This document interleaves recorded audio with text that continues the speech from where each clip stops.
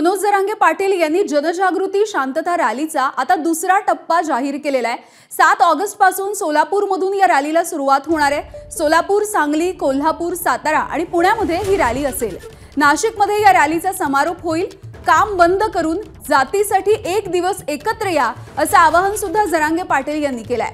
जिल्ह्यामधल्या कोणत्याही मराठ्यांनी घरी राहू नका असं आवाहन जरांगे करतात।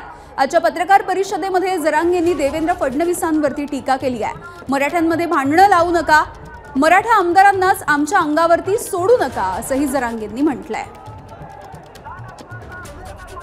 मराठा आरक्षण जनजागृती शांतता रॅलीचं नियोजन जे पहिल्या टप्प्यात मराठवाड्यात झाले, आता दुसऱ्या टप्प्यात पश्चिम महाराष्ट्रात घ्यायचं ठरले। तर सोलापूर पासून शुभारंभ आहे। 7 ऑगस्टला सोलापूर आहे, 8 ऑगस्टला सांगली आहे, 9 ऑगस्टला कोल्हापूर। देवेंद्र फडणवीस साहेब, तुम्ही हे मराठीचे लोक अंगावर घालू नका आमदार।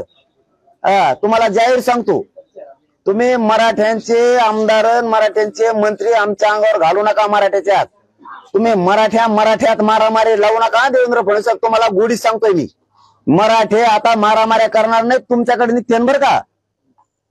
तुम्हाला मी खरं सांगतोय, तुम्ही मराठ्याच्या जीवावर मोठे झालात, मराठ्याच्या आमदाराच्या जीवावर मोठे झालात। तुम्ही मराठ्यात मारामाऱ्या लावू नका। फडणवीस साहेब, तुम्ही मजा बघू नका, आमच्या मारामाऱ्या लागलेल्या।